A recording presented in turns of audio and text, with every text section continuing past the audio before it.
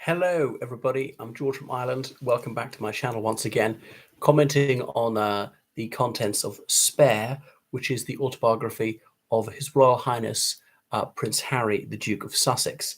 Now, it was due to be released on the 10th of January this year, that's 2 days hence, but a Spanish language edition was leaked early, and it will no doubt gall Harry that some of his most unfavourite British newspapers, like The Sun, got a hold of an advanced edition and publishing some of the most salacious particulars from it. So he didn't manage to have this carefully choreographed rollout of the news as he wanted to.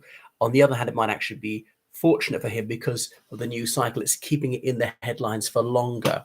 It didn't leak a month before publication was due, in which case it would have died down by the 10th of January, nor the day before publication, in which case it wouldn't have given it more legs. But nevertheless, it's going to be the main story for about a week by the time of publication.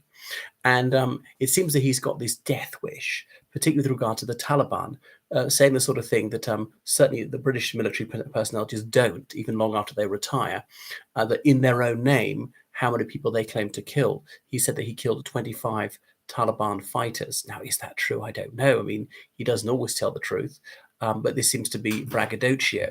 So much for a man who opposes toxic masculinity. I know in the United States, that chap, American Sniper, he talked about how many people he shot. He later got killed. Was that partly why? Maybe. Got shot himself. Real irony, poetic justice, his enemies would say. Or indeed some of the SAS soldiers, they talk about killing people, but they don't do so under their own name. They use aliases. And again, this is curious from Prince Harry, who claims that he doesn't have good enough security to really put the crosshairs of the Taliban on him. Now, much though I despise Prince Harry, he's not evil, he's not a criminal. I don't want to come to physical harm. I want him to shut up and apologize and pay compensation to people he's harmed. But unfortunately, the Taliban are not like that. They're vicious. So they'd come after him, even though they got what they want from NATO. NATO's withdrawn and they've taken over. So this is really a red rag to a bull. And for Prince Harry, he's saying he fiercely guards the well-being and the privacy of his children. And by the way, here are some private photos and some private footage of them, is that's what he'll do. Because I don't want anyone else taking photos of them, because then I couldn't monetize it. But anyway, unfortunately, the Taliban could go for his children as well, which is horrific, which is barbaric, deliberately targeting children. So it's like he's painted a bullseye on their hearts too. A really, really unwise thing to do. So is as a comment here, Martin Shocknessy, is he just saying anything? He'll do anything to make a splash and to cash in on who his family are, to cash in on his grief, just exploiting that for the sake of money, really prostituting the Windsor family name. He has dragged their name through the mud like nobody else. So I would suggest it was a deeply foolish thing to do from a very unwise person, and his unwisdom has got worse since he met Meghan. And the Invictus Games, that's going to be a no-no because it's a huge target for the Taliban now. It's linked to him. So I think it's probably more reason why he probably won't go to the coronation. He might be aggressively booed because he is detested by huge swathes of the British public. Moreover, the Taliban might try and bump him off. And he complains he doesn't get a security detail when he goes to the United Kingdom. Well, you had all that, and then you bowed out. You make your bed, you lie in it. You're within the royal family, you're out the royal family. You can't be half in, half out. And unfortunately, he's been allowed to have it both ways at the moment. He's a multimillionaire. Another thing is, by my computation, he's made at least £125 million in under 3 years from bad-mouthing his family. I mean, this is just a bitch-a-thon. How sick is that? And to give not a penny of it to the penurious, someone who's got such a bleeding heart, who cares so much for those who are suffering, and all these good causes of the Me Too movement. Harry is caught up in his own self-pity and very little class left in him, all the digs at his own family. There's a guy with a huge chip in his shoulder. Yeah, I mean, he's damaged. It's vile to do this. Okay, we've all had family quarrels, family rows.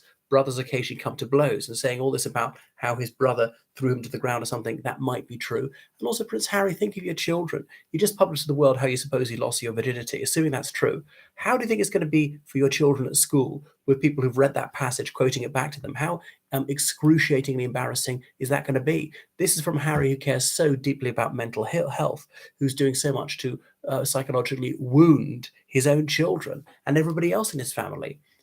His father, his late grandparents, his brother, his sister-in-law, his nieces, nephews, cousins, everybody will be deeply upset by what he's saying. So, and they also say it really is infra dignitate for a soldier to claim all these kills, and it's rather unclear. Sometimes you can tell that you've hit them, have you wounded them, have you killed them? It's not unsure, and who actually kills someone? I mean, when there is an Apache strike called in, is it the officer who gives the order? Is it the pilot? If there's a different weapon systems officer who presses the button, I don't know. Is it the one who presses the button or not? A lot of people are involved in this at some level, killing people indirectly. If it was criminal, which it isn't, then they would all be involved because of accessory ship. They'd all be guilty. Anyway, so he's just told us so much. So he's really ruining his own reputation. But is it solely driven by filthy lucre? He's a man of really endless avarice, partly that. I remember he had a very positive press in the United Kingdom. He was highly popular, and he was adored by the armed forces, all that kind of stuff, until Meghan came along. And then he grew that beard. Or was it just before he met her? I notice he's gone bald right now. But really the most toxic claims, and some of this might be true. So I think this excess of introspection is not great. And you can tell a lot the way that this book is written in Californian, obviously ghost written. This book was not written by him, just like his art A-level coursework was not written by him. Because remember, his art teacher at the time, she secretly recorded herself speaking to the head department saying, yeah, do Prince Harry's coursework for him, and herself speaking to Prince Harry, in which she acknowledged that the coursework was written by her and not by him. So he shouldn't have got that B in Art A-level, should have been disqualified from all his A-levels, therefore aren't able to go to Sandhurst Royal Military Academy, unable to become an army officer. And why do his much vaunted moral standards apply to everybody else except for himself? He's on board with the Me Too movement. Don't forget 10 years ago when he exposed his penis to very young women in Las Vegas. Exposure, is that not sexual harassment? I mean, you'd be jailed for that in some states.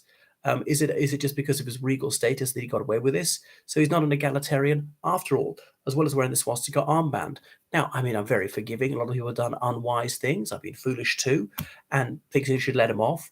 But you shouldn't be so holier than thou. His sanctimoniousness really sticks in the craw for someone who's behaved as disgracefully as he has.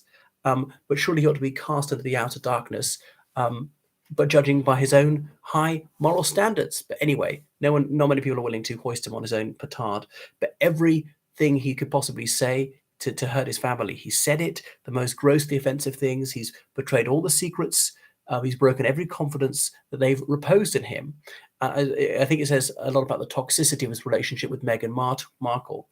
Talk about being a pawn. He's completely controlled by her. She seems to be the wire puller behind the curtains, and he's just this witless puppet these days. Can he ever come back? Is she going to cast him aside? People are just tools for her to be picked up, used, and then discarded when they're no longer something she wishes to utilize. But how can she go any bigger? They talk about she's got aspirations to be elected to public office in the United States. Could well be true, you know. The House of Representatives, the Senate, maybe. It does all this as the California Congress. But anyway, is she going to stand for the presidency? I don't think she'd get nominated or anything. But stranger things have happened. Look at Trump. She wouldn't be as bad as Trump. But I don't think she can really upgrade from Harry. I mean, look at her age. She's not going to get someone richer than him or higher status than him at her age with two sprogs in tow. But if this marriage does go pear-shaped, and I think it will actually, and in not so many years, he's really burnt all his bridges. And that's why she's so manipulative, got her manicured claws into him, and who'd have him back. I know legally he's entitled to live in the United Kingdom, but his family appear not to want to speak to him. I wouldn't either. I don't blame them. So given the most appalling way he's behaved, the way he's so disgraced them, a lot of the British public cannot abide him, and she seems to have wrecked all his other friendships. So he's totally dependent on her. Anyway, it seems to be an abusive relationship. She's really exploited him to the max. Right, thank you so much for watching my channel. Make sure you subscribe on Patreon and donate on PayPal, georgecallahan79@gmail.com. Goodbye.